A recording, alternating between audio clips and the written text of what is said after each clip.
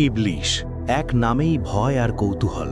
সে মানুষের প্রকাশ্য শত্রু, কিন্তু শুরুতে সে মোটেও এমন ছিল না।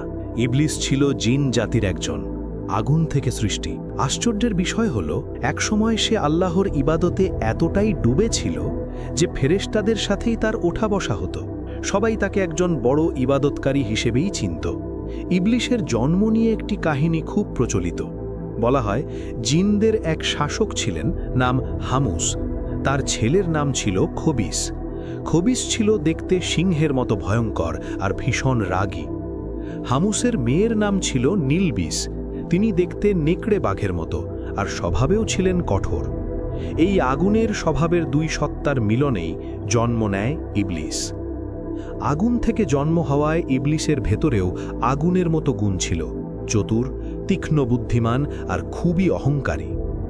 ইবলিশ যখন ছোট, তখনই বোঝা গিয়েছিল যে সে সাধারণ কেউ নয়। তার পিতা খবিস তাকে পড়াশোনার জন্য নিজের বন্ধু সারবুকের কাছে পাঠান। সারবুক ছিলেন অসম্ভব জ্ঞানী একজন শিক্ষক, হাজার হাজার বছর ধরে যিনি শিক্ষা দিয়ে আসছিলেন। ইবলিশ যা একবার শুনত সেটা আর কখনো ভুলত না। কঠিন জ্ঞানও সে মুহূর্তেই বুঝে নিত। এতে সারবুক ভীষণ অবাক হন। তিনি খবিসকে বলেছিলেন, আমার এত বছরের শিক্ষকতা জীবনে এমন মেধাবী ছাত্র আর দেখিনি। এই ছেলে একদিন খুব বড় হবে।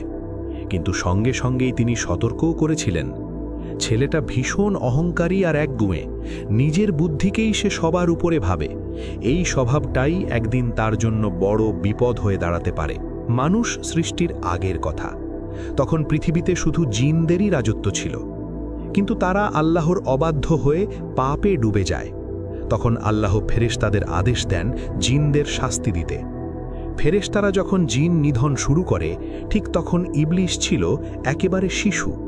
তার নিষ্পাপ আর সুন্দর রূপ দেখে ফেরেশতাদের মায়া হয়। তারা তাকে হত্যা না করে আল্লাহর অনুমতিতে নিজেদের সাথে নিয়ে যায়। ফেরেশতারা ইবলিশকে প্রথম আসমানে নিয়ে গিয়ে ইবাদত শেখায়। ইবলিশ এত মন দিয়ে ইবাদত করত যে অল্প সময়েই সবাই অবাক হয়ে যায়। টানা 1000 বছর ইবাদত করার পর ফেরেশতারা তার নাম দেয় আজাজিল। এরপর একে একে দ্বিতীয়, তৃতীয় থেকে সপ্তম আসমান, প্রতিটি আসমানেই সে 1000 বছর করে ইবাদত করে। আর প্রতিবারেই ফেরেশতারা তার জন্য নতুন নাম রাখে, আবেদ, ওয়ালি, সালেহ। এইভাবেই একসময়ের ছোট্ট জিন শিশু ইবাদতের জোরে পৌঁছে যায় আসমানের চূড়ায়। ফেরেশতাদের কাছ থেকে শেখার পাশাপাশি ইবলিশও নিজে এমন ইবাদত করতে লাগল যে অল্প সময়েই সে জ্ঞান আর আমলে সবাইকে ছাড়িয়ে গেল। পৃথিবী থেকে